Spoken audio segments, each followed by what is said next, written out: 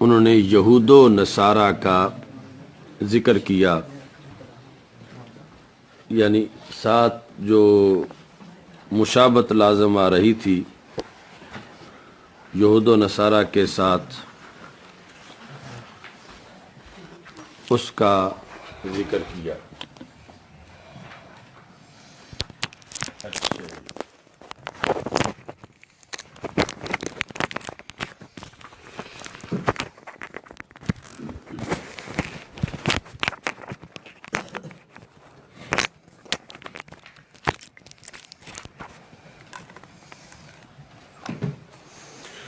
نصارہ جو ہیں کرسچن اپنی نمازوں کے اوقات کے اعلان کے لیے ناقوس بجاتے تھے۔ جب رسول اکرم صلی اللہ علیہ وسلم مدینہ منورہ تشریف لائے، مسجد نبوی شریف بن گئی، تو پھر صحابہ سے اس سلسلہ میں مشورہ کیا کہ وقت کے اعلان کے لیے کیا کیا جائے۔ تو یہ جو دونوں تجویزیں آئی تھیں بعض کی طرف سے، تو دیگر بعض نے اس پر رد کیا کہ نکارہ تو نصارہ کا ہے اور آگ جو ہے وہ یہود کا شعار ہے، اور ناقوس نکارہ جو ہے وہ نصارہ کا شعار ہے۔ تو اگر ہم ان میں سے کوئی بنائیں گے تو پھر ہمارے اوقات ان کے ساتھ کہیں ملتبس نہ ہو جائیں۔ تو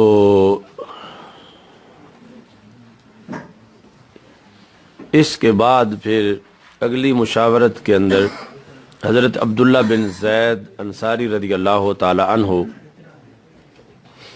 انہوں نے اپنا خواب ذکر کیا اذان کے لحاظ سے کہ مجھے اس طرح خواب آیا ہے اور اس طرح کلمات میں نے سنے ہیں، اور حضرت عمر رضی اللہ تعالی عنہ نے بھی بیان ہی اسی طرح کا اپنا خواب بیان کیا۔ تو اس پر اللہ کی طرف سے وحی نازل ہوئی کہ یہی الفاظ جو ان دو حضرات نے خواب میں بتائے ہیں، اس کو ہی اذان بنا دیا جائے۔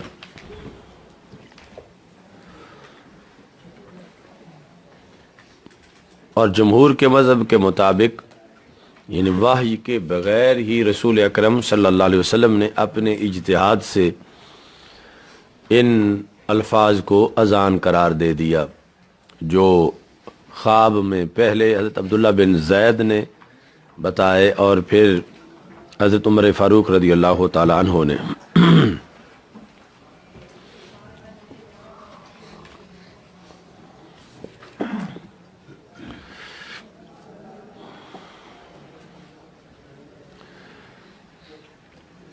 اچھا جی،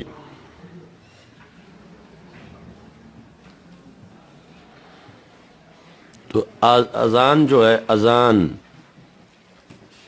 یہ پورے اسلام کا خلاصہ ہے، اور اسلام کے جو بڑے شاعر ہیں ان میں سے ہے۔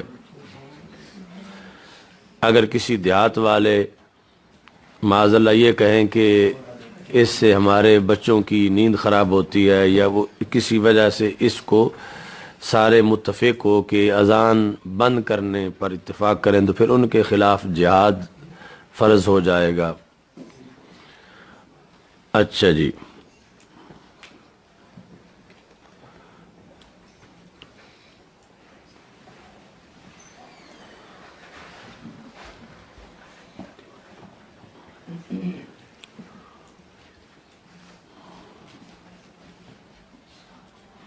قاضی ایاز مالکی رحمۃ اللہ علیہ کہتے ہیں الاذان کلمۃ جامعۃ لعقیدۃ الایمان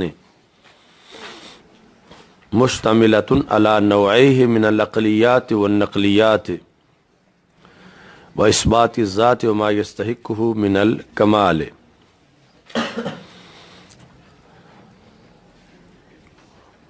یعنی عقائد کے جو عقلی اور نقلی پہلو ہیں ان پر یہ مشتمل ہے۔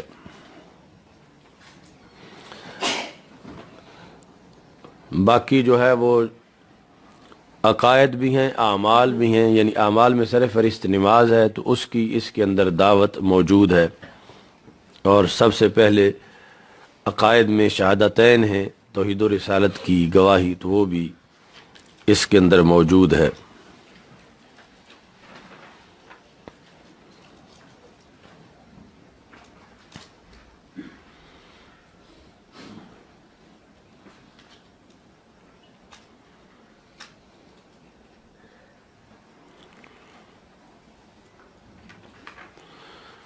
سب سے اولین مقصد شعار اسلام کا اظہار ہے اذان دینے سے، کہ روزانہ 5 وقت پتہ چلتا رہے کہ یہ آبادی مسلمانوں کی ہے۔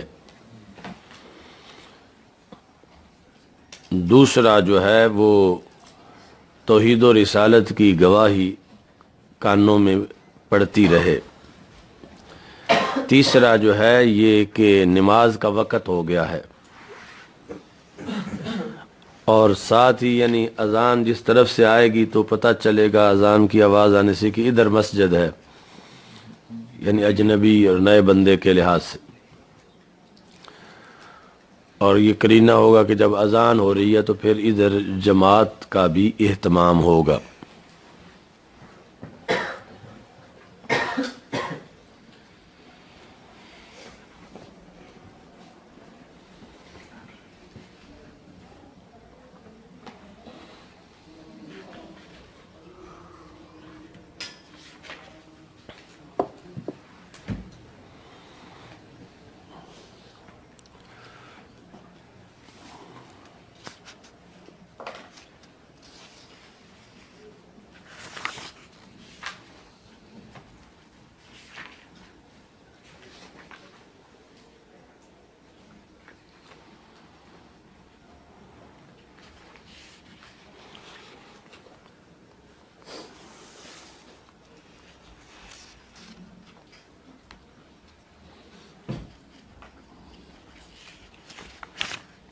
تو اگلی جو حدیث ہے اس میں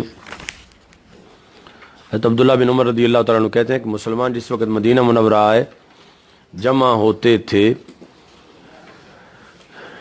نماز کے وقت، یتحینون، نماز کے ٹائم کا اندازہ کر لیتے تھے کہ اب نماز کا ٹائم ہو گیا، مسجد میں چلے۔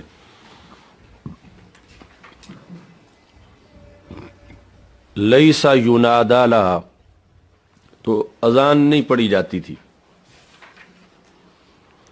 تو ایک دن انہوں نے اس سلسلہ میں مشاورت کی، بعض نے کہا کہ ناقوس نصارہ کی طرح پکڑو، بعض نے کہا کہ بوک سینگ جو ہے جس طرح کے یہود سینگ کے اندر آواز دیتے ہیں۔ تو حضرت عمر رضی اللہ تعالیٰ عنہ نے کہا کہ تم کیوں نہیں بھیجتے ایک بندے کو کہ جو نماز کی اذان پڑھے؟ تو رسول اکرم صلی اللہ علیہ وسلم نے فرمایا یا بلال قم فنادِ بالصلاۃ، کہ تم اٹھو اور نماز کی اذان پڑھو۔ تو بوک جو ہے یہ ایک بڑا سینگ ہوتا تھا جس کے اندر جس طرح وہ سور پھونکنے کے لیے فرشتوں کا ہوگا، تو اس طرح یہ آواز دیتے تھے۔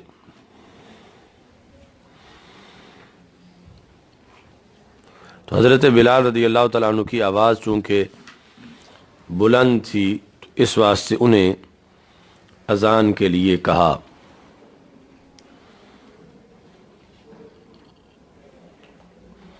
تو یہ تاریخ پتہ چلی کہ مکی زندگی میں یہ اذان نہیں آئی تھی، اور وہاں جو اعلانیہ نماز شروع ہوئی جب مسجد حرام میں، تو اس کا اس سے علاوہ کوئی اعلان کا طریقہ تھا۔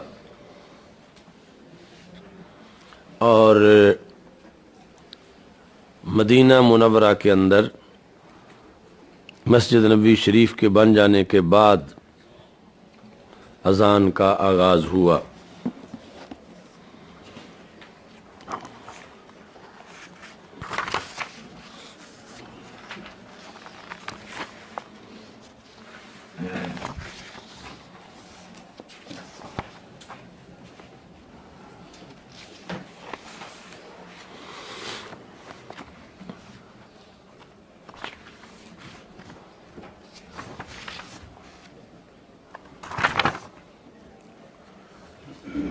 اچھا جی،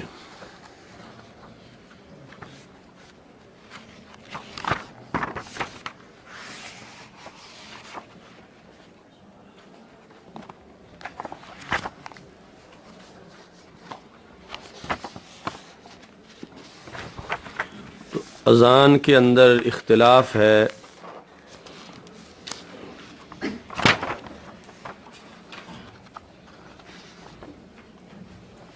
ڈبل اور وطر کے لحاظ سے، یعنی اذان اور اقامت میں،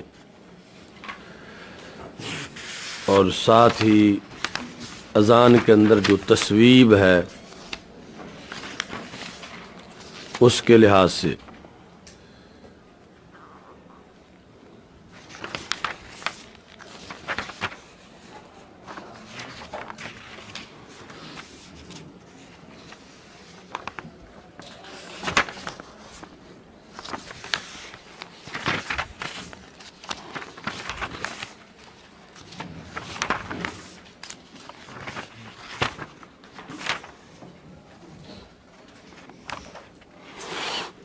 اچھا جی،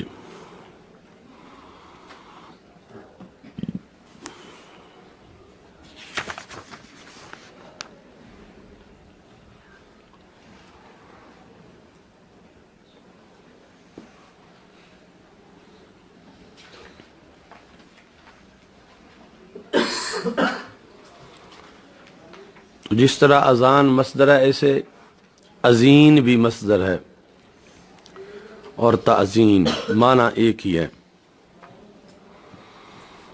اور بعض نے کہا کہ اذین جو ہے یہ فعیل بمعنی فاعل ہے، یعنی اذین بمعنی مؤذن۔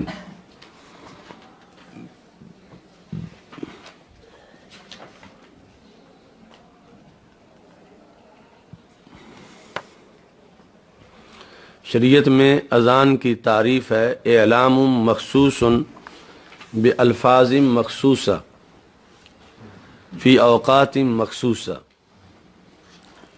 اعلام مخصوص بالفاظ مخصوصہ فی اوقات مخصوصہ، خاص اعلان خاص لفظوں کے ساتھ خاص اوقات میں، اس کو اذان کہتے ہیں۔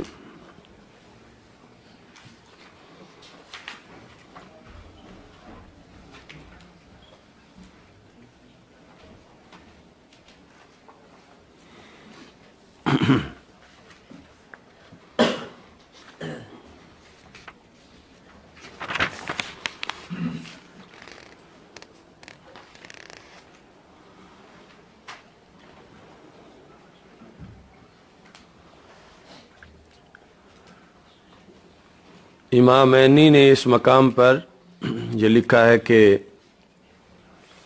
کانا رجل من النصارى بالمدینۃ اذا سمع المنادی ینادی، کہ ایک کرسچن تھا مدینہ منورہ میں کہ جب وہ سنتا تھا مؤذن کو اذان دیتے ہوئے، یعنی مؤذن جب یہاں پہنچتا تھا اشہد ان محمد رسول اللہ صلی اللہ علیہ وسلم، تو وہ بدبخت جو ہے وہ آگے سے یہ کہتا تھا حر کل کاذب، کہ جھوٹے کو جلا دیا گیا، یعنی یہ جل جائے جس نے ایسا کہا ہے مؤذن کے بارے میں، وہ معاذ اللہ کہتا تھا۔ تو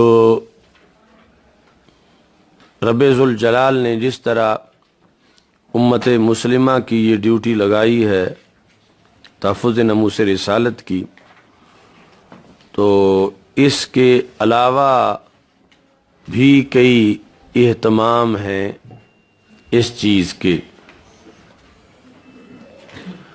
تو وہ کیسے خود جل گیا، فدخلت خادماتہ لیلۃ من اللیالی بنار، کہ اس کی خادمہ ایک رات آگ لے کے آئی، وہو نائم، وہ سویا ہوا تھا، واہلہ نیام، اور اس کے اہل و عیال بھی سوئے ہوئے تھے، فسقطت شرارۃ، تو اس آگ کی ایک چنگاری گری، فاحرقت البیت، اس نے سارا گھر جلا دیا، فاحتارک ہوا و اہلہ، تو وہ جو رسول اکرم صلی اللہ علیہ وسلم کے مؤذن کے بارے میں یہ کہتا تھا کہ مؤذن جس نے یہ کلمہ پڑھا ہے یہ جل جائے معاذ اللہ، تو وہ اور اس کے اہل و عیال سارے جل گئے آگ کے اندر اس توہین پر جو اس نے کی تھی۔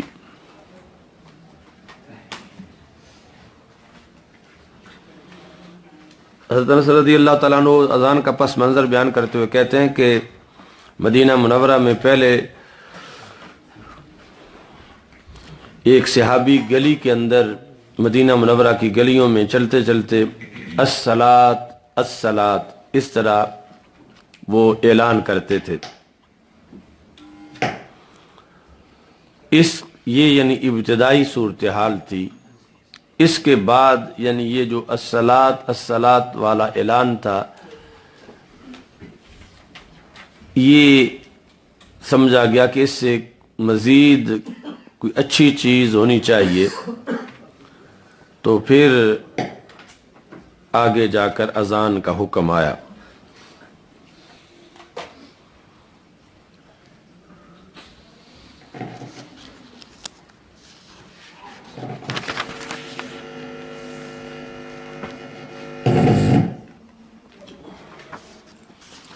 فقہی اختلاف کے لحاظ سے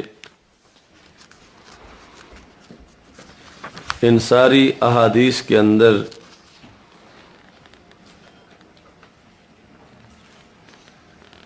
حنابلہ اور شوافع جس طریقے پر ہیں وہ موجود ہے۔ باب الاذان مثنی مثنی،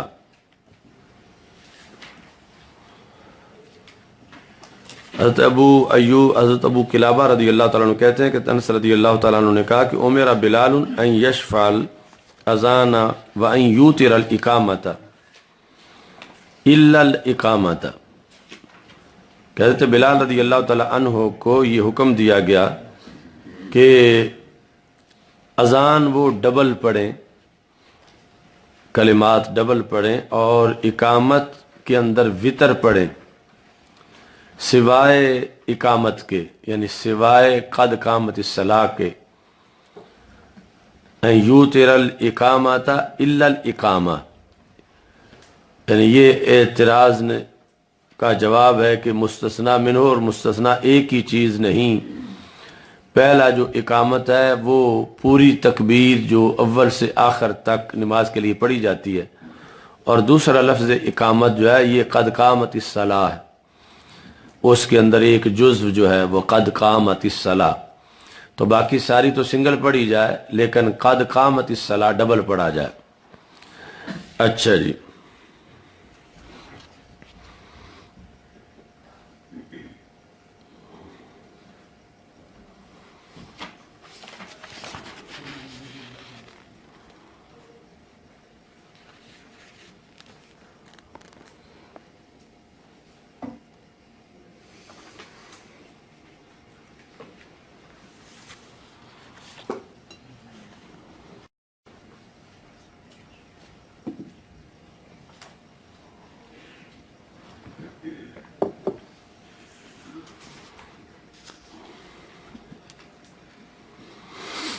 اچھا جی،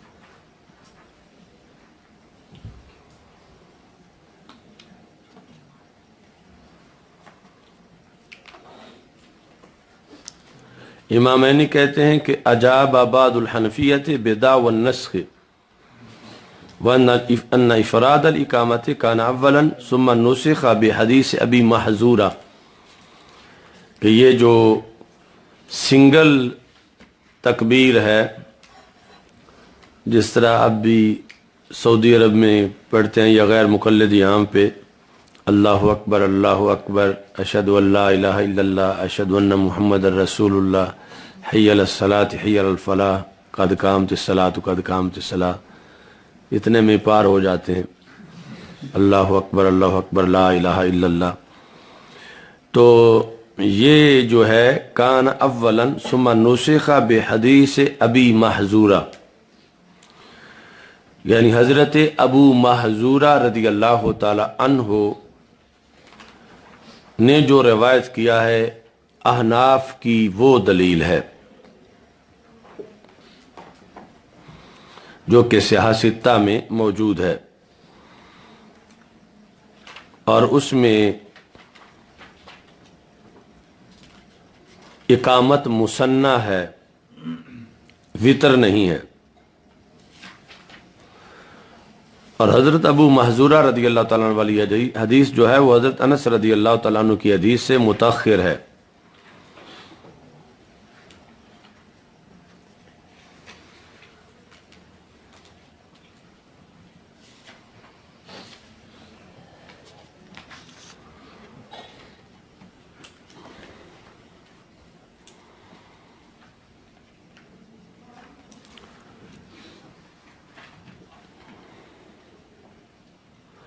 اچھا جی، اور اس کے اندر دوسری طرف جو عبداللہ بن زید رضی اللہ تعالیٰ عنہ ہیں، امام ترمذی نے ان سے بھی یہ اذان اور اقامت دونوں جو ہیں وہ ڈبل روایت کیے ہیں، یعنی اقامت وطر روایت نہیں کی۔ حضرت ابو محذورہ رضی اللہ تعالی عنہ والی حدیث میں تو تعارض ہی نہیں، یعنی اس میں اذان اقامت ایک جیسی ہے، اور حضرت عبداللہ بن زید رضی اللہ تعالیٰ عنہ والی میں تعارض ہے کہ یعنی اذان جو ہے وہ ڈبل ہے اور اقامت وطر ہے۔ تو جبکہ جامع ترمذی میں انہی سے اذان اقامت کے بارے میں یہ ہے کہ کان اذان رسول اللہ صلی اللہ علیہ وسلم شفعا فی الاذان والاقامت، کہ یہ شفع تھا اذان میں بھی اور اقامت میں بھی، یعنی جس طرح اذان کے اندر جو ہے وہ دو بار ہیں کلمات، ایسے ہی اقامت میں بھی ہیں۔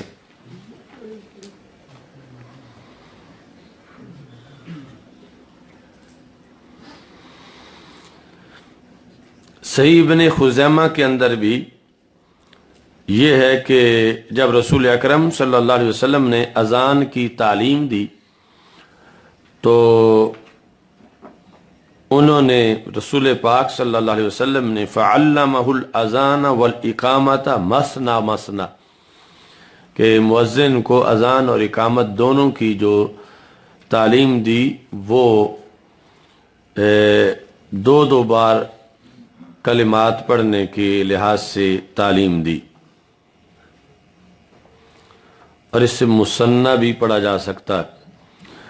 اور ایسے ہی ابن حبان کی جو صحیح ہے تو اس کے اندر بھی اذان اقامت کو ایک طرح کا قرار دیا گیا ہے، تو جو ہماری اذان اور اقامت رائج ہے تو اس کے لحاظ سے حضرت ابو محذورہ رضی اللہ تعالی عنہ اصل مدار ہیں جنہوں نے رسول اکرم صلی اللہ علیہ وسلم سے یہ روایت کیا۔ اور آگے جامع ترمذی اور صحیح ابن خزیمہ اور صحیح ابن حبان، ان سب کے اندر دیگر مختلف احادیث اس سلسلہ میں موجود ہیں۔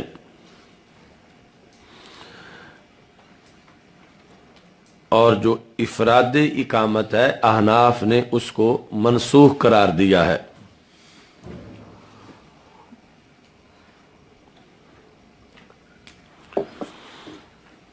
دوسرا اختلاف ہے ترجیح کا، ترجیح کہ 2 بار اشہد ان لا الہ الا اللہ پڑھ کے اور 2 بار اشہد ان محمد رسول اللہ صلی اللہ علیہ وسلم پڑھ کے پھر दोबारा शहादतैन को पढ़ना, ये कभी कभी इस तरह अब करते हैं, लेकिन उनके मज़हब में तरजीह है गैर मुक़ल्लिदीन के मज़हब में, और जो पहले इनसे जो उम्मत में फ़िकी इख्तिलाफ शवाफ़ी और हनाबिला के साथ अहनाफ का था। तो हमारे नज़दीक ये है कि रसूल अकरम सल्लल्लाहु अलैहि वसल्लम ने अज़ान जब पढ़ाई तो उसके बाद यानी हज़रत बिलाल रज़ी अल्लाह तआला अन्हु को जब तालीम दी तो उन्हें कहा कि अब आप पढ़ो। तो ये दोबारा पढ़ना सुनाने के लिए था, यानी जिस तरह तकरार किया जाता है सबक का, तो ये नहीं था कि अज़ान पढ़ने का ये तरीका है कि इसको 4 बार फिर पढ़ा जाए, बल्कि ये तालीम के लिए था जो रसूल अकरम सल्लल्लाहु अलैहि वसल्लम ने उस वक़्त उन्हें हुक्म दिया।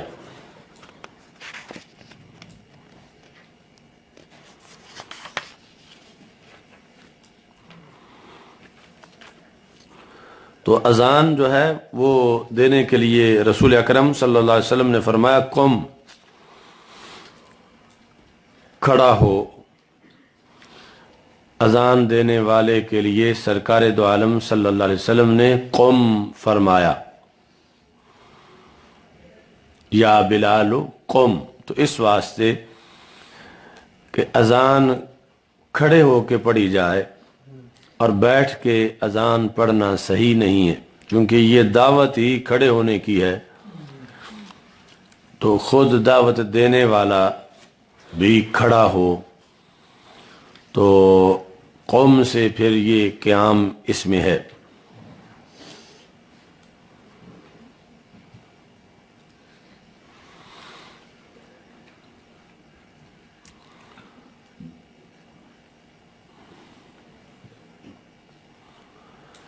क़ुम फ़ज़हब इला मौदिन बारिज़िन, जो वाज़े जगह हो, ज़ाहिर यानी जहाँ आवाज़ जो है वो फैलने में कोई रुकावट ना हो, तो वहाँ खड़े होकर तुम जाके अज़ान पढ़ो।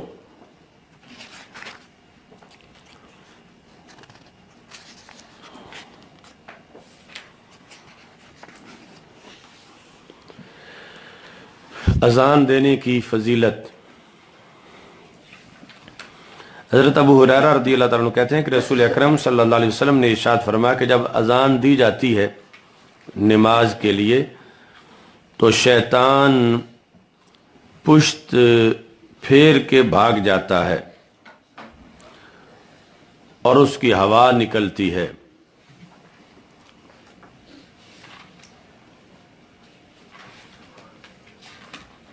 यानी डर की वजह से रो भागता जाता है। कब कहाँ तक भागता है? तला यस्मात ताजीना, यहाँ तक कि जब उसे अजान की आवाज़ ना आए तो फिर ब्रेक लगाता है, वरना भागता जाता है।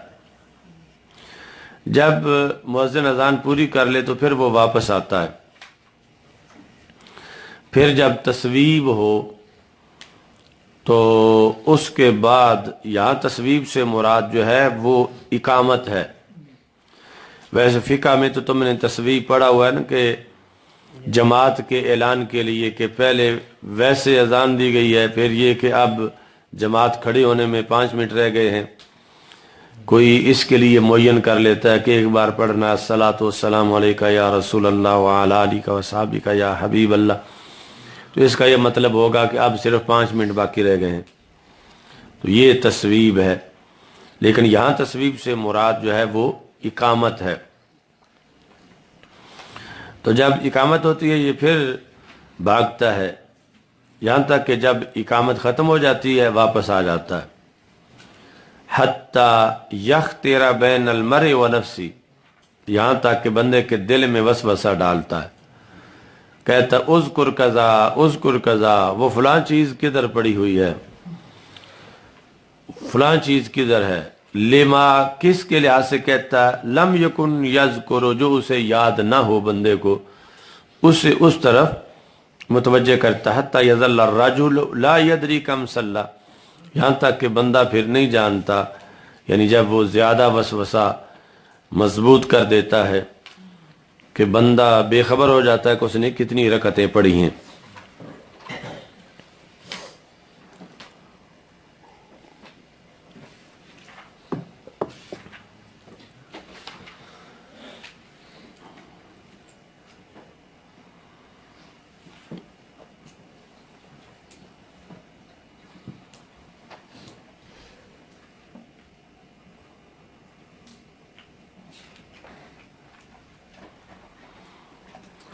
تو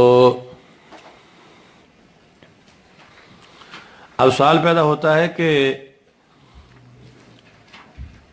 نماز میں تو خود قرآن کی قرات ہوتی ہے، تو قرآن کا جلال زیادہ ہے، تو یہ شیطان اذان سن کے بھاگتا ہے، لیکن جب قرآن پڑھا جا رہا ہو پھر یہ کیوں نہیں بھاگتا؟ پھر یہ اپنی کارروائی شروع کر دیتا ہے وہاں پر۔ اچھا جی،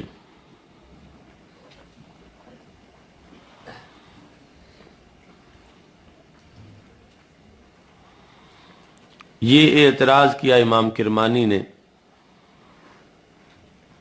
لما یحرب الشیطان عند الاذان ولا یحرب عند الصلاۃ وفیہا قراءۃ القرآن، یعنی قرآن کی آیت تو بالیقین افضل ہے اذان سے، کہ اس کے کچھ کلمات یعنی غیر قرآن ہیں، تو اس قرآن اللہ کا ازلی کلام جو ہے اس کی وجہ سے یہ کیوں نہیں دوڑتا؟ اس کا جواب یہ ہے کہ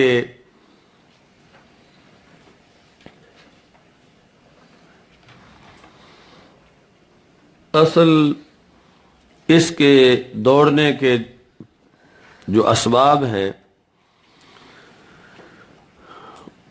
اذان کی وجہ سے یہ ہے کہ جب یہ سنتا ہے کہ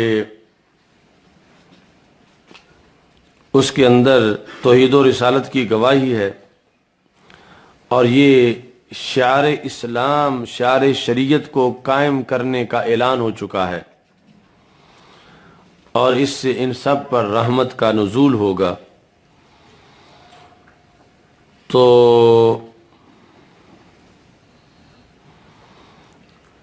اب اس کی نا امیدی سے اس کا یہ عزم ہے کہ وہ انہیں جو اعلان ہوا اس سے پیچھے ہٹائے، اور تاکہ اذان سن کے لوگ نہ آئیں۔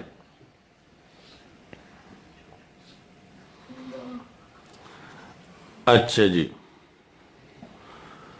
تو اس کے باوجود یعنی یہ اس کی جو جلال کے کلمات کے جلال کے ساتھ پیچھے لوٹنا، یہ اس دعوت کی اثر کو ختم کرنے کے لیے ہے کہ اس پر لوگ اکٹھے نہ ہوں، لیکن جب اس کے باوجود جو ہے وہ اکٹھے ہو جاتے ہیں تو پھر وہ اگلی کارروائی پھر شروع کرتا ہے کہ اب دور جانے کا فائدہ نہیں، اب یہاں یعنی قریب رہ کے اس کے بقول جو اپنا وہ شر پھیلانا چاہتا ہے کہ تو اب گئے ہیں یہ نماز پڑھنے کے لیے، تو اب نماز کے اندر ہی جو کچھ میں کر سکتا ہوں، تو اس صورتحال میں وہ پھر آئے ہوئے لوگوں کو معاذ اللہ خراب کرنے کی کوشش کرتا ہے شیطان۔ شیطان تو ہر بندے کے ساتھ ہوتا ہے، تو پھر یہ جو آتا ہے یہ کوئی بڑا شیطان تو ہر بندے کے ساتھ ہوتا ہے، اس میں جو رشتہ بھی ہے وہ کس لحاظ سے، یعنی یہ جو ہے وہ اس کے اعوان ہیں شیطان کے ساتھ۔ اللہم انی اعوذ بک من الشیطان وجنودی، اس کے پورا لشکر ہیں جن کو صبح صبح وہ ڈیوٹیاں دے کے بھیجتا ہے اور خود تخت پہ بیٹھتا ہے، تو اس بنیاد پر یعنی وہ اس کا نیٹ ورک جو ہے وہ ہر دیہات میں جہاں جہاں بھی اذان ہوتی ہے اس کے لحاظ سے رکاوٹ ڈالنے کے لیے معاذ اللہ علیحدہ ہے۔ اچھا جی،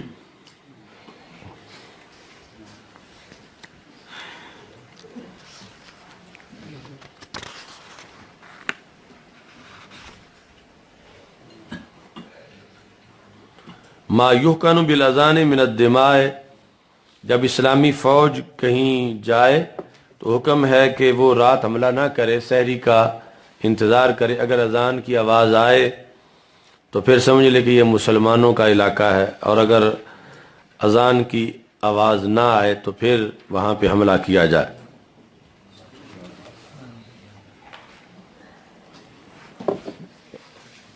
حدیث آگے خیبر والی گزری ہوئی ہے۔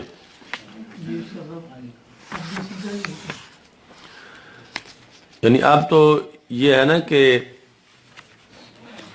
یہ جو اقوام متحدہ ہے اس پر جب مسلم کنٹریز جو انہوں نے دستخط کیے ہوئے ہیں تو یہ تو یعنی صرف اس وجہ سے کشمیر نہیں جا رہے، یا عمران خان کہتا ہے کہ بارڈر پار جا کر جہاد کرنے کی کوئی بات نہ کرے، یعنی یہ اس اپنے معاہدے کی وجہ سے، تو وہ تو تھا کہ ہر ملک ماست کے ملک خدائے ماست، کہ جہاں یعنی صحابہ مسلم امہ کی فوج نکل جائے کہ جو بھی مسلمان نہیں ہیں پہلے انہیں مسلمان ہونے کی دعوت دی جائے، اگر قبول کریں تو ٹھیک ہے، ورنہ ان کے خلاف جہاد کیا جائے، جو اصل دین ہے الجہاد و ماذن الی یوم القیامہ۔ تو اب یہ جو سرحدیں ہیں کہ ہر ملک کی سرحد کا احترام کیا جائے، وہ اس سے آگے نہ جائیں، اگرچہ وہ ملک کافروں کا ہے یا مسلمانوں کا، تو یہ اقوام متحدہ کا جو ہے دستور اس پہ اب نظام چل رہا ہے، جبکہ اسلام کے لحاظ سے یعنی کسی بھی کافر ملک کی سرحدوں کا کوئی احترام نہیں ہے کہ مسلمان فوج جس وقت چاہے دوسری طرف داخل ہو جائے، اور اگر وہ اسلام قبول نہیں کرتے تو پھر ان کے خلاف جہاد کیا جائے۔ اس میں آگے یہ ہے کہ مسلمانوں کا جو امیر ہے امیر المومنین، وہ یہ پہلے جائزہ لے لے کہ جہاد اس جگہ شروع کرنے کے بعد پھر نبھا سکیں گے، کہیں واپس تو نہیں آنا پڑ جائے گا، تو یہ سارا جائزہ لے کے پھر وہ حملہ کریں تاکہ اس کو آگے برقرار بھی رکھ سکیں۔ تو وہ ساری باتیں علیحدہ ہیں، لیکن یہ جو یو این او ہے جس کا احترام، جس کے پیش نظر یہ سارے ممالک اپنے اپنے معاملات اس کے سپرد کیے ہوئے ہیں، تو اس کی وجہ سے یعنی عملاً جہاد متروک ہے۔ اب اقدامی جہاد نہ کرنے پر گویا کہ دستخط کیے گئے ہیں، اقدامی جہاد، اور پھر دفاعی جہاد بھی مشکل ہو گیا ہے، یعنی اگر اقدامی رہتا تو پھر دفاعی تو کوئی کام ہی نہیں تھا، یعنی اگر مسلمان ویسے جہاد کرتے رہتے، حکومتیں مسلمانوں کی وہ کافروں کے خلاف جہاں ابھی اسلام کی حکومت نہیں ہے وہاں فوجیں اپنی روانہ رکھتے کہ آگے نئے نئے علاقے فتح ہوں، یہ اقدامی جہاد اگر ہوتا تو پھر دفاعی جہاد کی تو ضرورت نہیں پڑنی تھی، ویسے ہی کفر نے کانپ کے دور رہنا تھا۔ تو اب اقدامی جہاد نہ کرنے پر جو معاہدہ ہے اس کی وجہ سے اپنا گھر بچانا بھی مشکل ہے مسلمانوں کے لیے، چونکہ یہ اقدامی جہاد چھوڑ دینے کی وجہ سے ان کا رعب طاری نہیں رہا، اور پھر ان کی توپیں اسلحے زنگ آلود ہو گئے، تو پھر اپنے گھر پر جو حملہ ہے دفاعی جہاد اب یہ بھی مشکل ہوا کہ روزانہ وہ مسلم ممالک کی سرحدوں پہ فائرنگ کرتے ہیں اور پھر ان کے لیے اس سے مسائل پیدا ہوتے ہیں، اور اگر یہ اپنے اقدامی جہاد کو جاری رکھتے تو پھر دفاعی خود بخود ہی ہوتا رہنا تھا اور اس کے لیے تیاری رہنی تھی۔ اچھا جی،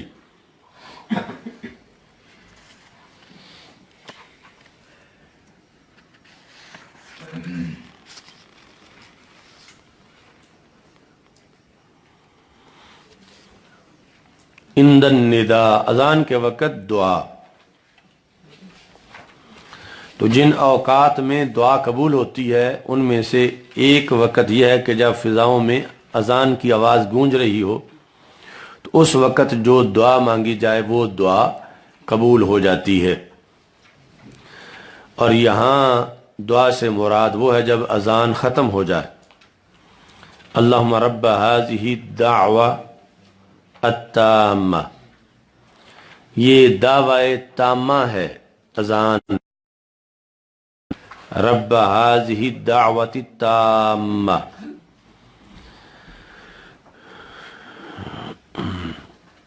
یعنی اس میں عقیدے کی بھی دعوت ہے اور عمل کی بھی دعوت ہے.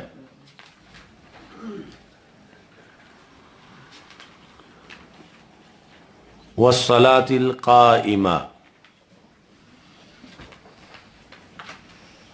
صلاۃ قائمہ سے مراد ہے کہ ہمیشہ کی نماز کہ جسے کوئی ملت منسوخ نہیں کر سکتی، آ کر کوئی اور شریعت ہمیشہ ہی رہے گی قیامت تک. تو یہ ہے صلاۃ قائمہ، دعوی تامہ اور صلاۃ قائمہ. آتی محمد الوسیلہ والفضیلہ، رسول اکرم صلی اللہ علیہ وسلم کو اے اللہ تو وسیلہ عطا فرما.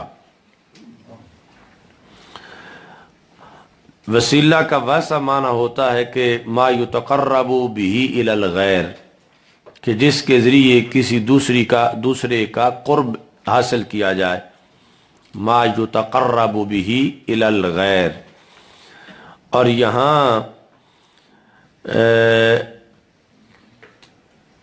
وسیلہ جو ہے وہ اس سے مختلف ہے.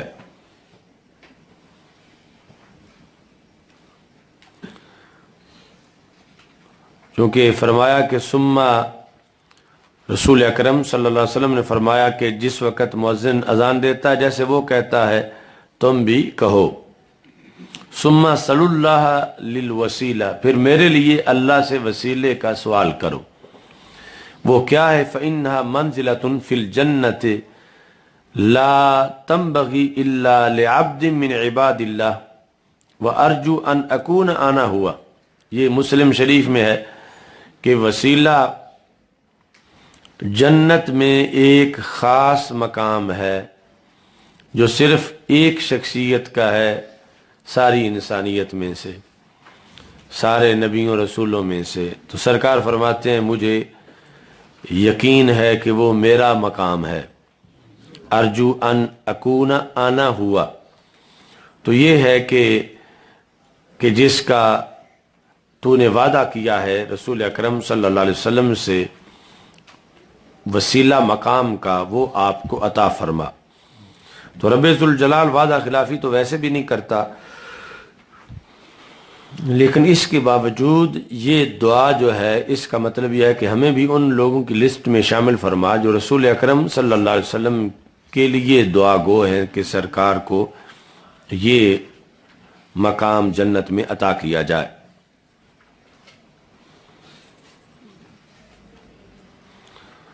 اور مقام محمود جو ہے یہ بھی فضیلہ کا مطلب یہ ہے کہ وسیلہ کے ساتھ جو فضیلہ ہے کہ وہ مقام جو سب مقامات سے زائد ہے، یعنی اور کسی کو ایسا بڑا مقام میسر نہیں ہے، یہاں تک کہ انبیاء کرام علیہ السلام میں سے بھی. اور پھر آپ کو اے اللہ کھڑا کر مقام محمود پہ. محمود وہ مقام جس کی تعریف کی گئی، یعنی خود مقام کی تعریف کی گئی. اس طرح کے رسول اکرم صلی اللہ علیہ وسلم کے جھنڈے کے نیچے سارے موجود ہوں گے اور شفاعت عظمیٰ کا मकाम आपको हासिल होगा। जब सब शफात नहीं कर पाएंगे तो रसूल अकरम सल्लल्लाहु अलैहि वसल्लम शफात का दरवाज़ा खोलेंगे।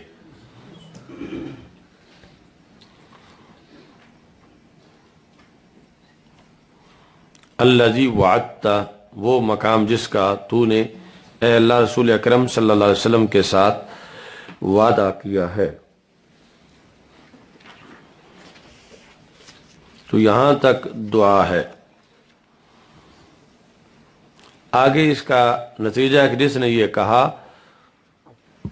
तो सरकार फरमाते हैं क़यामत के दिन उसके लिए मेरी शफाअत लाजिम हो गई, यानी वो मुस्तहिक है इसका।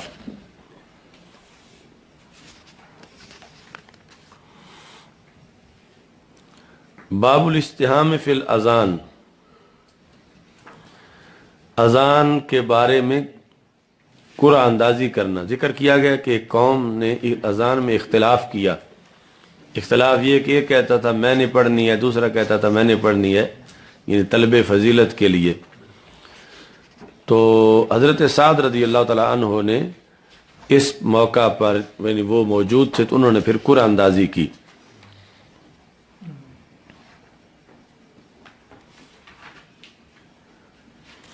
और ये उस दिन की बात है जब जंग कादसिया में मुसलमानों को फतह हासिल हुई और ये टाइम था पहले पहर का। इस दिन जब अजान ज़ोहर का टाइम हुआ तो ये हर कोई कहता था आज अजान मैंने पढ़नी है। तो हज़रत साद बिन नबी वक्कास रज़ी अल्लाह तआला अन्हु, आपने फिर फैसला किया कि कुरा अंदाजी की जाएगी कि जिसका कुरा निकला वो अजान पढ़े। तो फिर एक बंदे ने जिसका कुरा निकला उसने अजान पढ़ी। अच्छा जी, इस्तिहाम फिल अजान, ये शौक क्यों था कि रसूल अकरम सल्लल्लाहु अलैहि वसल्लम ने इरशाद फरमाया कि अगर लोगों को पता चल जाए कि अजान देने का सवाब कितना है और पहली सफ़ का सवाब कितना है, फिर ना पाए मगर ये कि उस पर कुरा अंदाजी की जाए। तो अगर लोगों को पता चल जाए तो कुरा अंदाजी करें, और अगर लोगों को पता चल जाए कि तहजीर के अंदर क्या है, यानी नमाज ज़ोहर के लिए जल्दी जाना मसाजिद में, तो ज़रूर इसके लिए वो सबकत करते। और अगर लोगों को पता चल जाए कि माफिल अतमत व सुबह, कि इशा की नमाज में और फजर की नमाज में क्या फजीलत है, ला अतौहुमा, तो वो ज़रूर इन दोनों नमाजों के लिए मस्जिद में आते, वलऊ हबवा, अगरचे उन्हें सुरीनों के बल चल के आना पड़ता।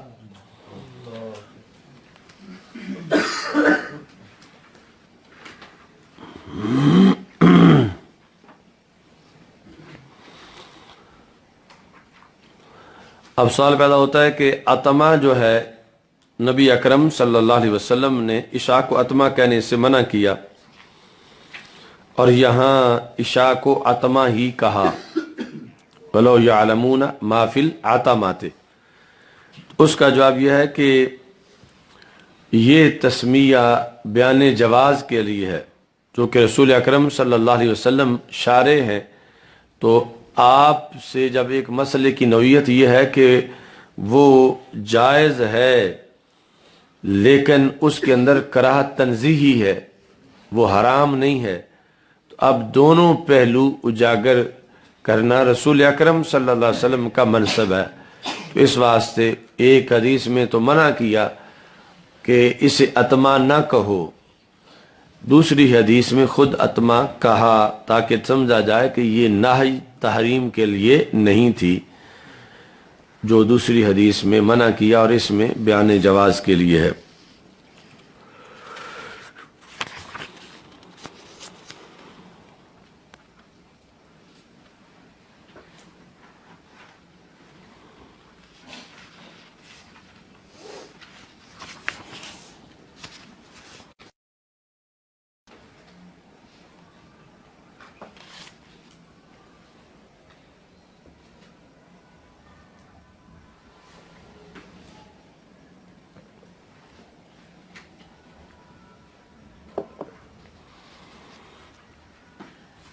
باب اذان الاعمى اذا کان له من یخبرہ،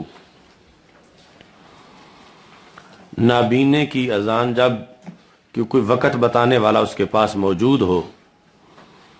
تو حضرت بلال رضی اللہ تعالیٰ عنہ، رسول اکرم صلی اللہ علیہ وسلم نے فرمایا کہ بلال جو ہیں یہ رات کے وقت اذان دیتے ہیں، یعنی طلوع صبح صادق جو ہے اس سے پہلے. تو ابھی یعنی روزہ رکھنے کا ٹائم باقی ہوتا ہے جب حضرت بلال رضی اللہ تعالیٰ عنہ اذان دیتے ہیں. فَكُلُوا وَاشْرَبُوا، تو کھاؤ پیو یہاں تک کہ ابن ام مکتوم اذان پڑھیں. وَكَانَ رَجُلًا أَعْمَى، وہ نابینا تھے. لا ينادی حتى يقال له اصبحت اصبحت، تو پھر وہ اذان پڑھتے تھے، اس وقت تک نہیں پڑھتے تھے کہ جب تک انہیں یہ نہ کہا جاتا کہ اصبحت، کہ صبح ہو گئی ہے، تم صبح میں داخل ہو گئے ہو. تو اس حدیث سے یعنی آج تک یہ کچھ لوگ آگے غلط مطلب لیتے ہیں کہ اذان ہو رہی ہو تو بندہ کھا پی رہا ہو تو کوئی حرج نہیں، اذان کے دوران اگر ابھی چائے شروع کی تھی تو اذان شروع ہو گئی ہے. تو اصل جو ہے معیار ہے وہ یہ ہے کہ اذان ہو کس ٹائم رہی ہے، یعنی اذان کے اندر یہ کوئی گنجائش نہیں کہ جب اذان ہو رہی ہو تو بندے کھاتے پیتے رہیں. اصل یہ ہے کہ وقت جو ہے اس کو پیش نظر رکھنا ہے کہ اگر کسی علاقے میں تہجد کے لیے اذان پڑھی جاتی ہے یا کوئی جگاتے ہی اذان دے کر ہیں لوگوں کو روزے کے لیے، روزہ رکھنے کے لیے، تو اب اس اذان پر کھانا پینا جاری رہے گا، برقرار رہے گا. لیکن جو اذان عین اس ٹائم ہوتی ہے، چونکہ اذان کے لیے ضروری ہے کہ وقت فجر کا داخل ہو چکا ہو، روزے کے لیے یہ ضروری ہے کہ ابھی جو ہے وہ فجر طلوع نہ ہوئی ہو صبح صادق، تو اس سے پہلے پہلے کھائیں. تو ان کے دو جدا جدا ٹائم ہیں. تو اب اذان جب شروع ہوئی اپنی صحت پر کہ صحیح تب ہے جب فجر کا ٹائم شروع ہو چکا ہو، تو اب تو اس کے شروع ہونے سے پہلے ہی روزہ رکھنے کا ٹائم ختم ہو چکا ہے. وہ شروع ہی تب ہوئی ہے جب روزہ رکھنے کا ٹائم پہلے ختم ہو چکا تھا، ورنہ تو پھر اذان لوٹانی پڑے گی. تو اس بنیاد پر اب جب اذان کا مقام ہی یہ ہے کہ وہ پہلے ٹائم روزہ رکھنے کا ختم ہو تو یہ شروع ہو، اور پھر آگے اس میں کوئی اس ٹائم کے آغاز کے 5 منٹ بعد دے رہا ہے، کوئی 10 منٹ بعد دے رہا ہے، کوئی 15 منٹ بعد دے رہا ہے، کوئی آدھا گھنٹہ بعد دے رہا ہے. تو اب یہ اصول نہیں کہ محلے کی مسجد میں چونکہ ابھی اذان نہیں ہوئی یا ابھی ہو رہی ہے تو ہم کھاتے پیتے رہیں، یا کوئی چودھری کہے کہ ذرا مین ڈاک کے رکھے. تو یعنی جو ادھر سے وقت گزرنا ہے وہ تو اللہ کا نظام ہے، وہ اس میں میے کو روکنے سے وہ وقت جی اس کی بریک نہیں لگتی. تو اس بنیاد پر یہ ایک غلط بات لوگوں میں مشہور ہوئی ہے کہ اذان کے دوران جو ہے وہ کھا پی لینے سے کچھ نہیں ہوتا. تو یہ وہ اذان تھی جو حضرت بلال رضی اللہ تعالیٰ عنہ طلوع صبح صادق سے پہلے پڑھتے تھے، تو اس کے دوران کھانے پینے کی اجازت تھی.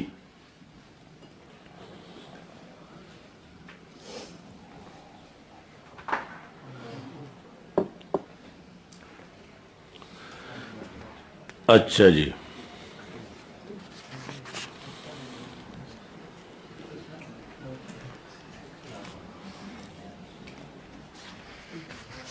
اگے گیا جو سائیں.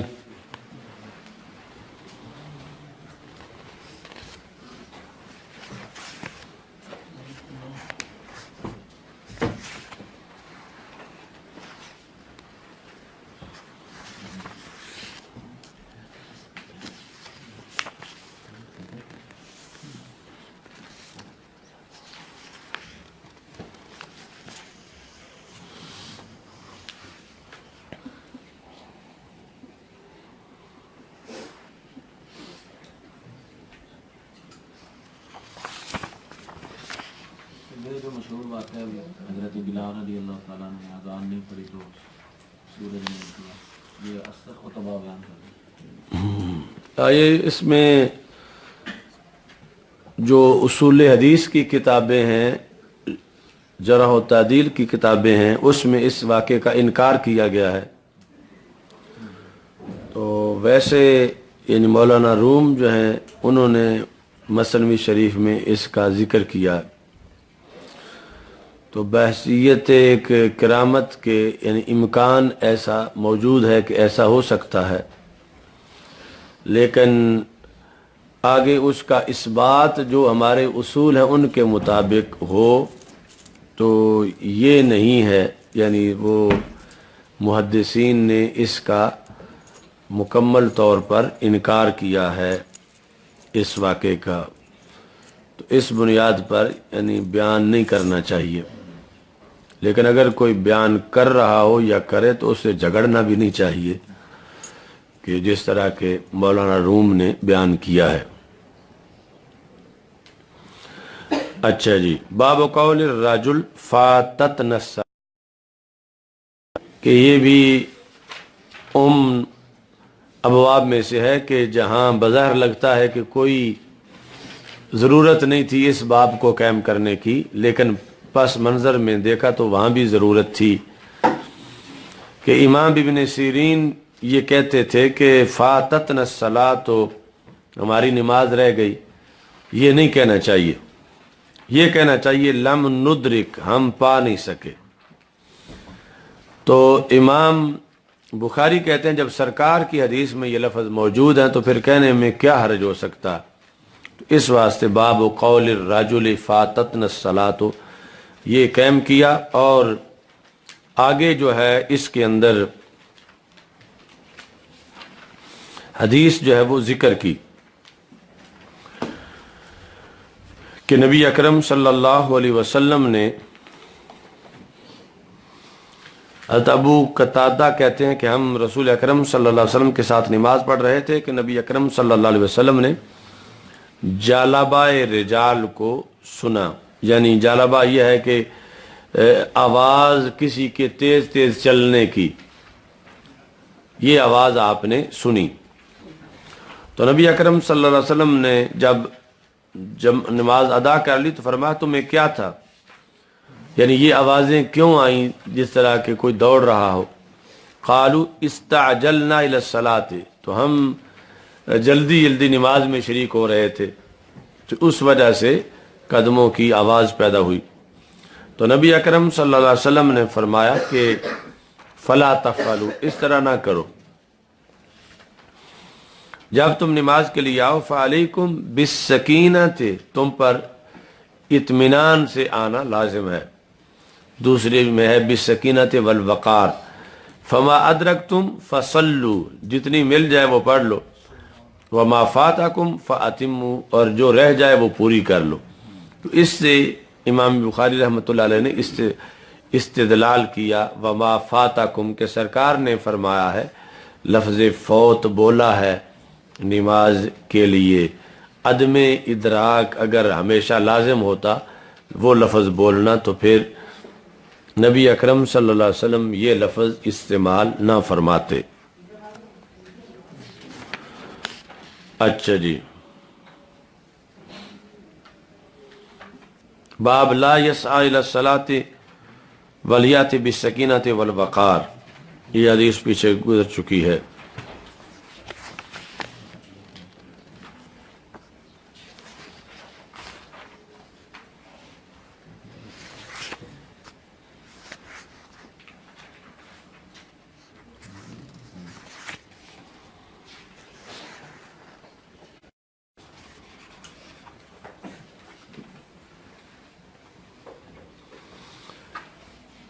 اچھا جی،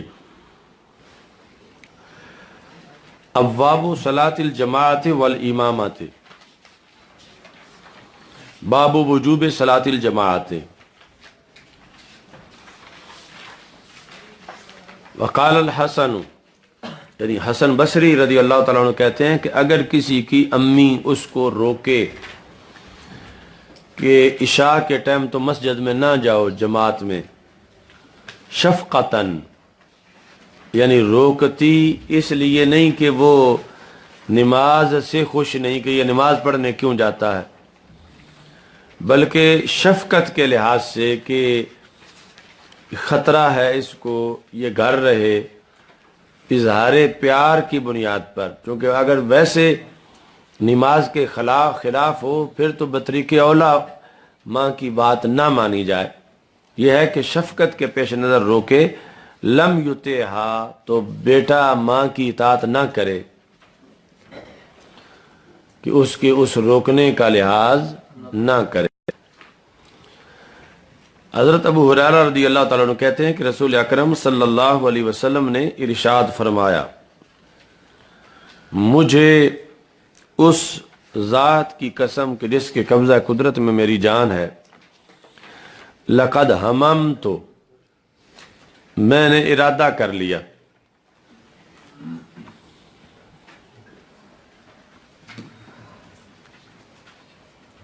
کس کا؟ کہ میں حکم دوں کسی کو کہ وہ لکڑیاں لے آئے۔ اچھا جی، لکڑیوں کے بارے میں حکم دوں، فَيُحْطَابُ کہ لکڑیاں اکٹھی کی جائیں، پھر میں کسی کو اپنی جگہ امام بنا دوں،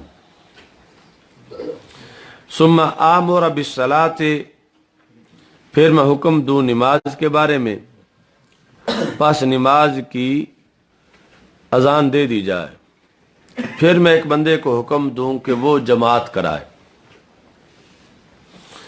پھر میں جاؤں ان لوگوں کے گھروں کی طرف کہ جو جماعت میں شریک نہیں ہوئے، فَعَلَيْهِمْ بُيُوتَهُمْ میں ان کے گھر جلا دوں۔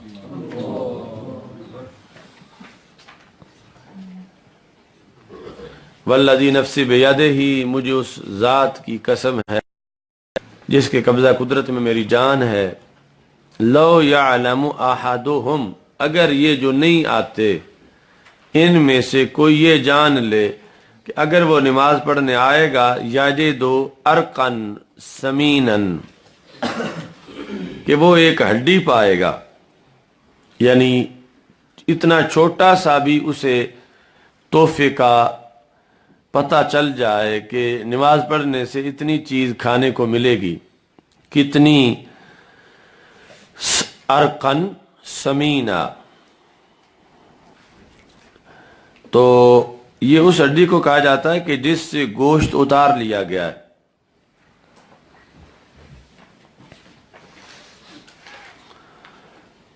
تو یعنی بوٹی کا ہونا یا کئی کلو گوشت ہونا تو درکنار، پیچھے سائیں سونے والے جاگتے رہیں، یہ بالکل حناد کے پڑوس میں ایسا ہو رہا ہے۔ اچھا جی، حناد تلے اندھیرا،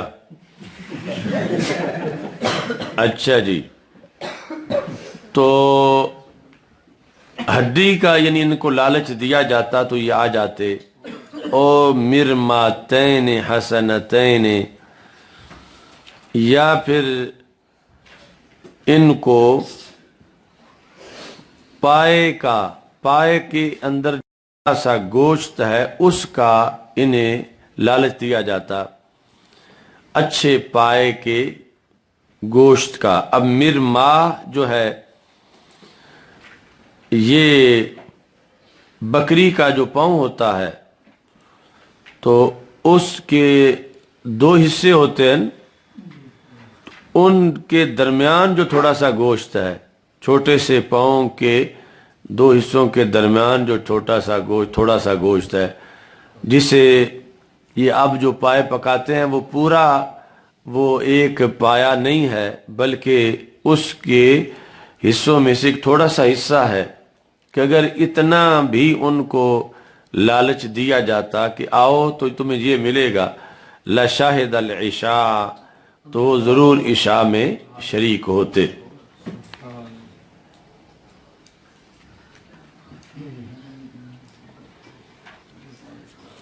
تو یہ جو حدیث ہے اس کو بھی روافض اچھالتے ہیں،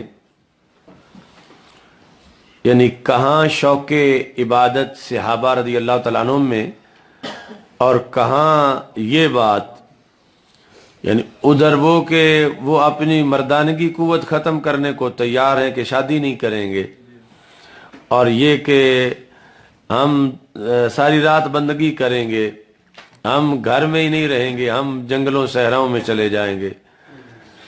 تو اس حد تک شوق عبادت، اور پھر انہی کے بارے میں یہ ٹولہ جو ہے وہ ایسے جو احادیث ہیں ان کے ذریعے معاذ اللہ حملہ کرتا۔ تو یہ بات ہے منافقین کی۔ کس کی بات ہے؟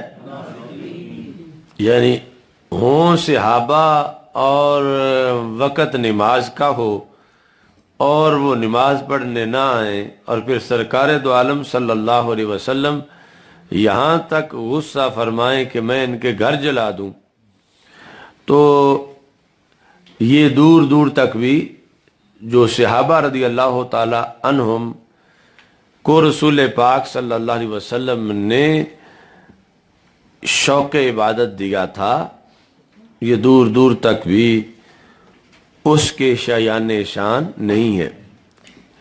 یہی حدیث جب آگے آئے گی تو وہاں پر باقاعدہ الفاظ میں ذکر ہے منافقین کا، یعنی یہاں تو ذکر نہیں، لیکن یہی حدیث جو ہے اس کو امام بخاری نے دوبارہ ذکر کیا ہے، اور یہ اسی مقصد کے لیے کہ اس کی وضاحت ہو جائے کہ یہ کون لوگ تھے کہ رسول اکرم صلی اللہ علیہ وسلم کی ظاہری حیات ہے اور اس میں بھی یہ نماز سے پیچھے رہ جاتے ہیں، جب خود سرکار نے جماعت کرانی ہے اور رہتے مدینہ منورہ میں ہیں۔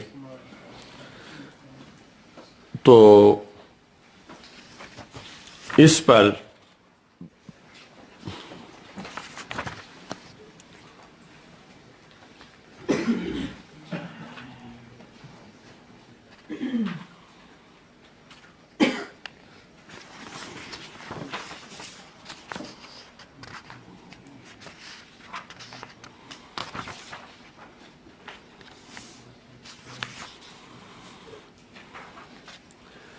آگے حدیث آ رہی ہے باب فضل العشاء فی الجماع۔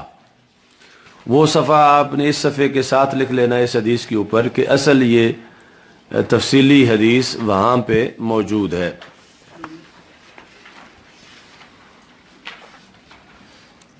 حضرت ابو ہریرہ رضی اللہ تعالیٰ عنہ سے وہ بھی روایت ہے اور یہ بھی حضرت ابو ہریرہ رضی اللہ تعالیٰ عنہ سے روایت ہے۔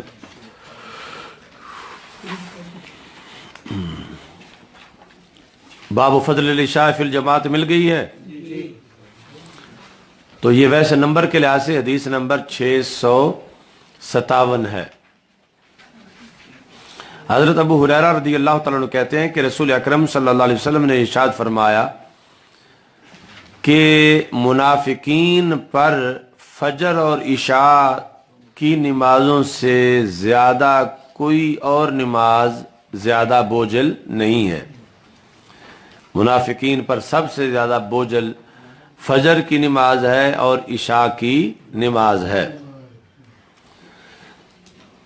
کس پر؟ علی المنافقین، لفظ نظر آیا ہے؟ وَلَوْ يَعْلَمُونَ مَا فِيهِمَا، اگر انہیں پتہ چل جائے کہ ان دو نمازوں کا ثواب کتنا ہے، لَاتَوْهُمَا وَلَوْ حَبْوًا، تو پھر گھیسی کرتے بھی آ جائیں، وَلَوْ حَبْوًا یعنی سرینوں کے بل۔ اچھا جی، لَقَدْ حَمَمْتُ، اب وہ لفظ دیکھو، اور یہ لَقَدْ حَمَمْتُ، میں نے ارادہ کر لیا کہ میں مؤذن کو کہوں کہ وہ اذان پڑھے، اور پھر میں کسی کو کہوں وہ جماعت کرائے۔ ثم آخذ شعلا من نار فأحرق على من لا يخرج الى الصلاة بعد، تو جو ابھی تک نماز کے لیے نہیں آیا میں اس کا گھر جلا دوں۔ اب یہاں پر واضح طور پر ہے کہ یہ بات کس کی ہے؟ منافقین کی۔ منافقین جو ہیں ان کے یہ کرتوت تھے، ان کی یہ بات ہو رہی ہے، اسے ہرگز صحابہ کرام رضی اللہ تعالیٰ عنہم کی طرف نہ لے جایا جائے۔ باقی ہمم تو کیا ایسا نہیں، لیکن ارادہ کر لیا۔ تو ارادہ کر کے یعنی یہ جو ہم ہوتا ہے، یہ بتائے تھے نا تم کو مراحل کے، کوئی کام کرنے سے پہلے کتنے مراحل ہوتے ہیں؟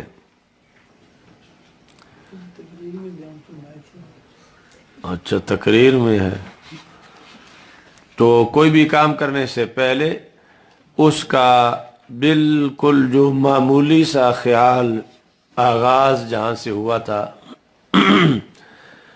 وہ حاجس کہلاتا ہے، اس کے بعد اس کی پرورش بنے تو خاطر بنتا ہے، غبار خاطر۔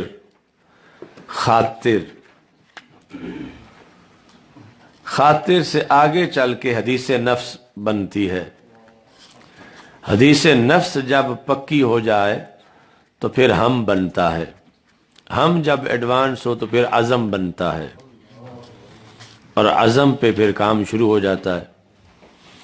لیکن زبان اردو کے پاس ایک ہی لفظ ہے تنگ دامانی سے، ارادہ،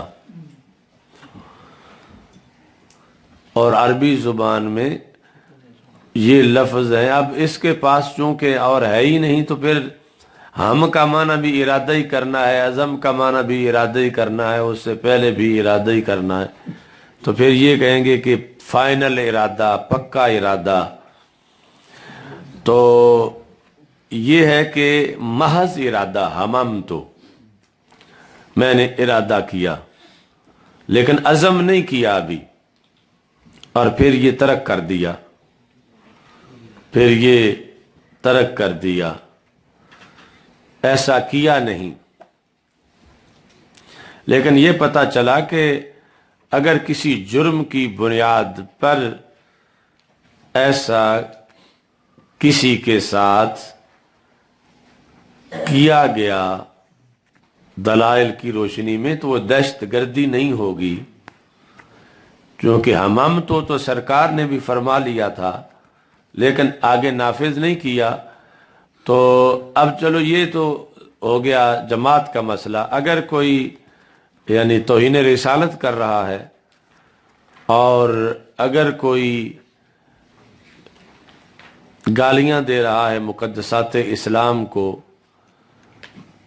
یا وہ خود مسلمانوں کے قتل عام کی دعوت دے رہا ہے یا قتل کرتا ہے، تو اب اس کے لحاظ سے یعنی یہ جو جوابی کارروائی ہوگی تو اسے دہشت گردی نہیں کہا جائے گا۔ اچھا جی،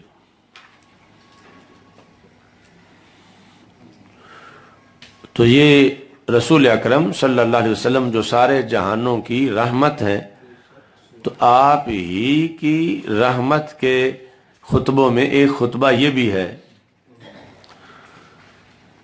یعنی یہ پھر ذکر کرنے کا مقصد کیا تھا، کیا نہیں، لیکن یہ کہ یعنی یہاں تک جو ہے وہ میں اس چیز کو ناپسند کر رہا ہوں، تو میری امت کے اندر لوگ اس سستی اور غفلت سے اجتناب کریں جو اب منافقین کر رہے ہیں، تو بعد میں مسلمین جو ہیں وہ اس سستی اور غفلت سے بچ کے رہیں۔ تو جس طرح وہ ارینا والوں کی آنکھیں نکالی تھیں، تو یہ حدیث اور وہ حدیث، اور پھر جو قریظہ والوں کو قتل کیا گیا تھا، جب وہ قلعے سے نیچے آئے تو رسول اکرم صلی اللہ علیہ وسلم کے حکم پر، یعنی فیصلہ حضرت سعد نے کرنا تھا، سعد بن معاذ رضی اللہ تعالیٰ عنہ، اور انہوں نے فیصلہ یہ کیا کہ جو جنگ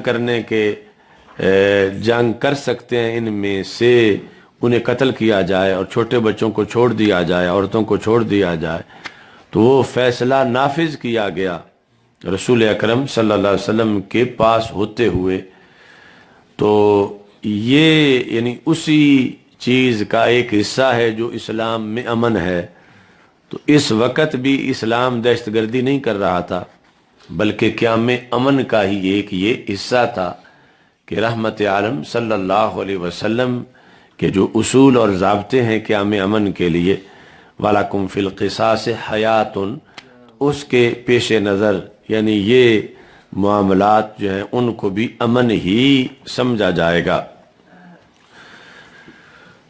اچھا جی،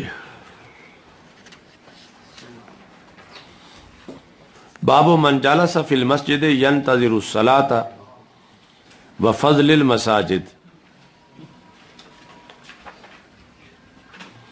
حضرت ابو ہریرہ رضی اللہ تعالیٰ عنہ کہتے ہیں کہ رسول اکرم صلی اللہ علیہ وسلم نے ارشاد فرمایا کہ تم میں سے کوئی بندہ جب تک اپنے مصلی میں بیٹھا رہے بشرطے کہ بے وضو نہ ہوا ہو، فرشتے اس پہ درود بھیجتے رہتے ہیں۔ یہ اس کا ذکر ہے، کیا کہتے ہیں؟ اللہم اغفر لہ، اللہم ارحمہ، لا یزال احدکم فی صلاۃ ما دامت الصلاۃ تحبسہ، جب تک کسی کو نماز روکے رکھے وہ نماز میں ہی ہے۔ لا یمنع ان ینقلب الی اہلہ الا الصلاۃ، اور کوئی مجبوری نہیں تھی، صرف نماز کی وجہ سے وہ واپس اپنے گھر نہیں گیا۔ اچھا جی، اگلی حدیث جو ہے وہ تم نے زبانی یاد کرنی ہے خصوصی طور پر، اگرچہ ساری کر لیں تو کوئی حرج نہیں۔ تو حضرت ابو ہریرہ رضی اللہ تعالیٰ عنہ کہتے ہیں سبعۃ یظلھم اللہ فی ظلہ، 7 قسم کے لوگ وہ ہیں جنہیں اللہ سایہ دے گا اپنے سائے میں، یوم لا ظل الا ظلہ، جس دن اس کے سائے کے سوا کوئی سایہ نہیں ہوگا۔ اب یہ سایہ بھی یہاں متشابہات میں سے ہے، اللہ کا سایہ، یعنی سایہ جو بنتا ہے تو وہ یہ ہے کہ یہ جو سورج کی کرنیں ہیں یا چاند کی چاندنی، تو یہ لطیف ہیں۔ تو آگے جب کوئی ایسا جسم آ جائے جو ان کو گزرنے نہ دے، تو پھر جتنی جگہ میں وہ جسم ہے اتنی جگہ پھر وہ دوسری طرف سایہ بن جاتا ہے۔ سمجھ آ رہی ہے نا سائیں؟ عثمان جاگ کے بیٹھا کر سائیں، ادھر بھی عثمان ادھر بھی آج جائے تو کچھ جاگدہ نظر آ رہا ہے۔ اچھا، نہ کوئی آئی ٹی کردہ ہے نہ بیٹی کردہ ہے۔ اچھا جی،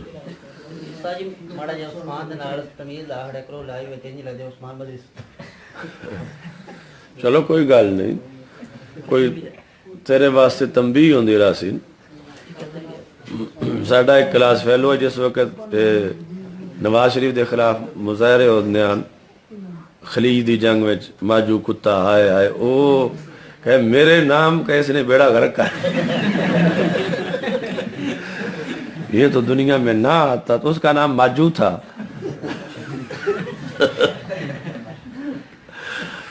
اچھا جی، تو اب یہ عثمان بھی ان لوگوں کی سستیوں کی وجہ سے ساتھ فصل چاہتا ہے۔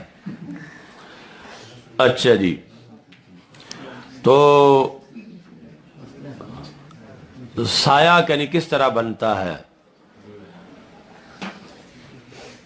کثیف جسم جب آتا ہے سامنے تو لطیف نور لطیف ہوتا ہے، شعائیں تو وہ پار نہیں گزرتی، تو دوسری طرف جانب مخالف میں سایہ بنتا ہے۔ تو اللہ کا سایہ نہیں ہے، چونکہ اللہ تعالیٰ لطیف ہے، اور یہ سایہ بننا یہ جسم کے آداب اور تقاضے ہیں، جبکہ اللہ جسم سے ہی پاک ہے۔ تو اس بنیاد پر یعنی یہ ذل کا لفظ جو یہاں بولا گیا وہ متشابہات میں سے ہے، اور اس کا حقیقی معنی یہاں مراد نہیں ہے۔ رسول اکرم صلی اللہ علیہ وسلم کے لحاظ سے بھی جو سایہ نہ ہونے کا ذکر ہے وہ اسی وجہ سے کہ सूरज की रोशनी से सरकार के पैकर का नूर ज्यादा लतीफ है, तो वो फिर यानी आगे सरकार का पैकर रुकावट ही नहीं बनता उस रोशनी को गुजरने के लिहाज से, तो वो पार गुजर जाती है। जिस तरह आम शीशा जो है वो खड़ा हो तो इधर से शुआएं हो, शीशा से मुराद वो आईना नहीं, दूसरा शीशा साफ सुथरा, तो वो शुआएं पार गुजर जाती हैं और साया नहीं बनता। तो ये शीशा तो आम है और रसूल अकरम सल्लल्लाहु अलैहि वसल्लम नूरुन अला नूर हैं। तो इस बुनियाद पर लम यकुम माशम्स से क़त्तु इल्ला ग़लबा दौउहु दौ अशम्स, कि रसूल अकरम सल्लल्लाहु अलैहि वसल्लम नहीं खड़े हुए सूरज में, धूप में, मगर आपका नूर सूरज के नूर पे गालिब आ गया। यानी ये हजरत अब्दुल्ला बिन अब्बास रदी अल्लाह तआला अन्हु का कौल है। तो मतलब यह है कि जब आप बेहिजाब खड़े हुए, चूँकि लम यज़हुर तमाम हुस्नी सल्लल्लाहु अलैहि वसल्लम इल्ला लमा ताक़त आयुन सहाबत अन नज़र इलैहि, कि सारा हुस्न तो उमूमी तौर पर ज़ाहिर ही नहीं था, एक झलक हिजाब हटा था जो पूरी कायनात उसमें आज तक मुस्तगरक है। तो यानी ये जो हजरत अब्दुल्ला बिन अब्बास रदी अल्लाह तआला अन्हु बता रहे हैं, ये हर वक़्त की बात नहीं, ये उस वक़्त की बात है कि जब हिजाबात ज़्यादा हट चुके हों तो फिर आपकी रोशनी सूरज की रोशनी पर गालिब आ जाती। वलम यकुल्लहु ज़िल्लुन, हजरत अब्दुल्ला बिन अब्बास रदी अल्लाह तआला अन्हु कहते हैं सरकार का साया नहीं था। और इसका अगला हिस्सा वलम यकुम मा शम्स क़त्तु इल्ला ग़लबा दौउहु दौ अशम्स। तो बहरहाल यहाँ अल्लाह ताला के बारे में जो साया का लफ्ज़ बोला गया तो वो मुतशाबिहात में से है, क्योंकि जो वैसे साया होता है वो जिस्म का होता है और अल्लाह ताला जिस्म से पाक है, और फिर जिस्म भी वो कि जो कसीफ हो, लतीफ़ ना हो।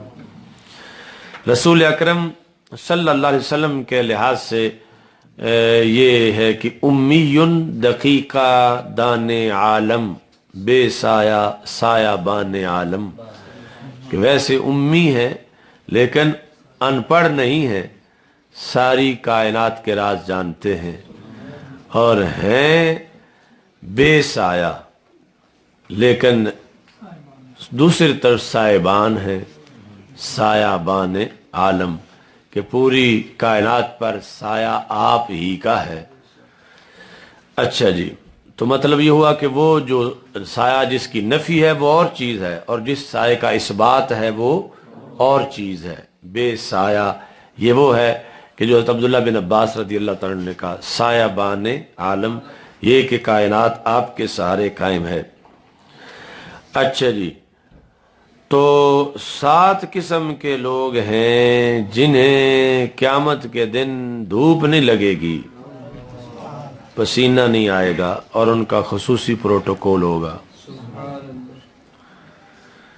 पहली सीट है इमाम आदिल की, इमाम आदिल की, ये पहली सीट है।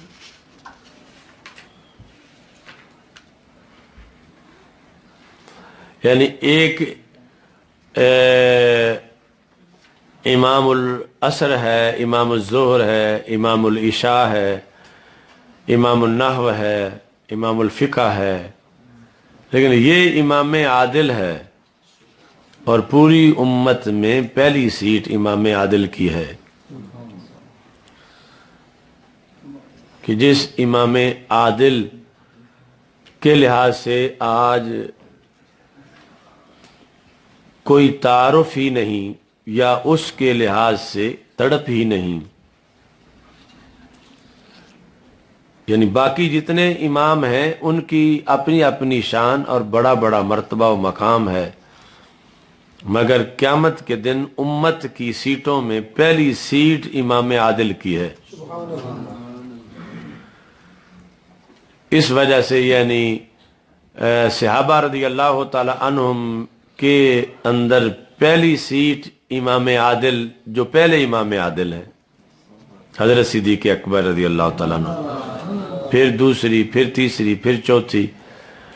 अब ये کہ صرف متقی ہونا، صرف علم والا ہونا، صرف تزکیہ والا ہونا، وہ تو کتنے صحابہ تھے، سارے ہی ہر درجے کے صوفی تھے اور سارے ہی کتنے علم والے تھے، مگر جنہوں نے زمین پر اللہ کا نظام قائم کیا وہ امام عادل قرار پائے، اور یہ خلافت راشدہ ہے، اور یہ پہلا نمبر امت میں قرار پایا اس وقت کے لوگوں کے میرٹ میں۔ پھر ہر صدی کے اندر جس نے زمین پہ اللہ کا نظام نافذ کیا، یعنی نافذ کرنے میں کامیاب ہو گیا، تو وہ امام عادل ہے اس زمانے کا، اور اس زمانے کے تہجد گزاروں، صوفیوں، محدثین، مفسرین، ان سب سے بڑا اس کا کام شمار ہوگا اگر وہ یہ کام کر گیا۔ لیکن امام عادل بننے کے لیے یہ نہیں کہ وہ کوئی عمران خان جیسا ہو یا نواز شریف جیسا ہو، یعنی اس میں یہ ساری خوبیاں ہوں گی کہ سارا پڑھا ہوا بھی ہے اور سارا عبادت گزار بھی ہے، لیکن اس کے ساتھ یہ ہے کہ اس نے زمین پر دین کا نظام نافذ کر دیا ہے۔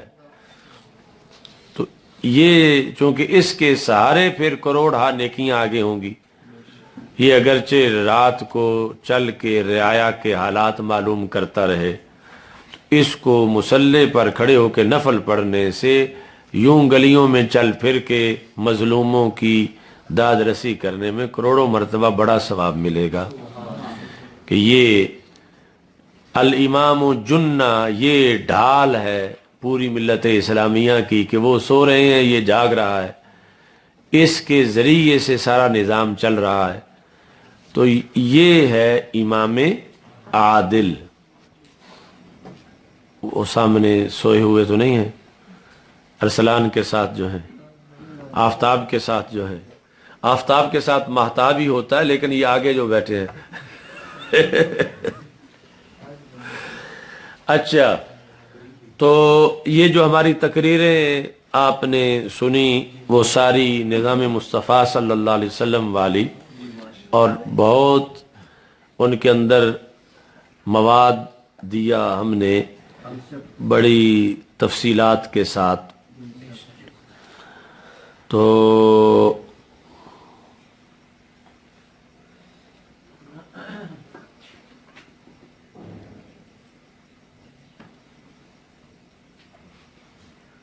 یعنی اس میں کہ اسلام میں عبادات، تزکیہ، تصوف، یہ ساری چیزیں اسلام کے شعبہ جات ہیں، اور اسلام کا سب سے مرکزی جو شعبہ ہے وہ نظام سلطنت کو بہتر طریقے سے چلانا ہے۔ اس واسطے جو نظام سلطنت بہتر طریقے سے چلا گیا اسے امام عادل کہا گیا، اور قیامت کے دن وہ پہلی سیٹ لینے والا ہے، امام عادل۔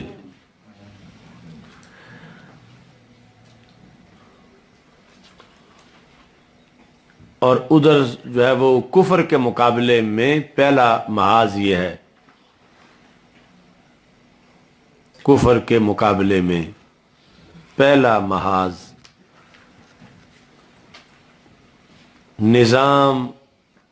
نظام سلطنت کا ہے، اور اس محاذ پہ پھر کھڑا جس نے وہاں کامیابی حاصل کر لی وہ امام عادل ہے۔ وہ جو مستدرک للحاکم کی حدیث شریف ہے کہ رسول اکرم صلی اللہ علیہ وسلم نے ارشاد فرمایا، امت کے مستقبل کے لحاظ سے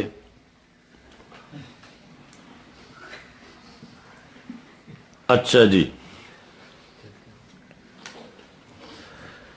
کہ اسلام جو ہے یعنی قیامت تک مسلمانوں کی صورتحال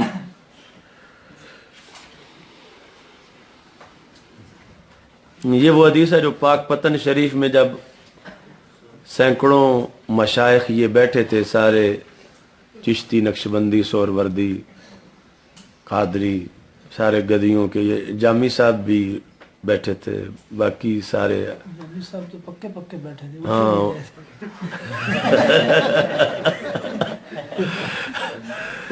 تو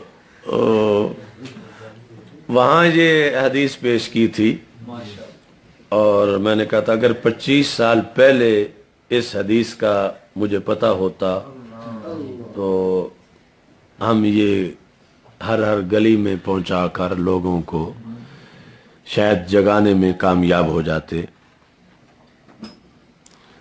اچھا جی،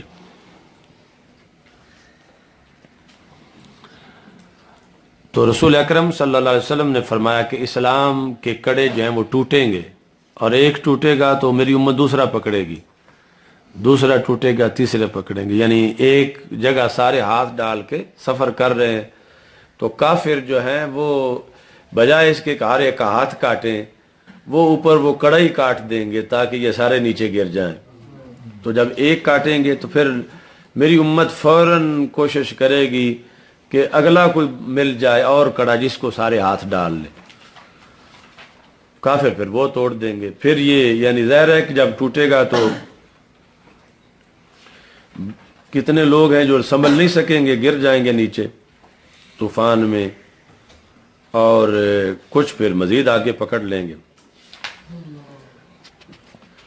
لَيَنْتَقِدَنَّ عُرَى الْإِسْلَامِ عُرْوَةً عُرْوَةً. اس طرح پھر ایک ایک کر کے وہ کڑے ٹوٹتے جائیں گے.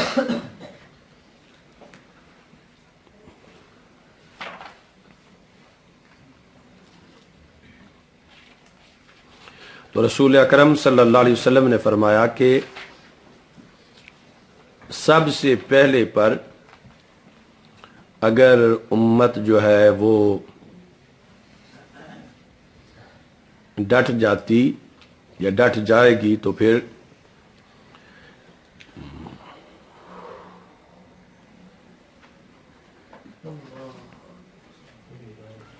یعنی کوئی بھی نہیں ٹوٹے گا. چلو سائیں آگے پھر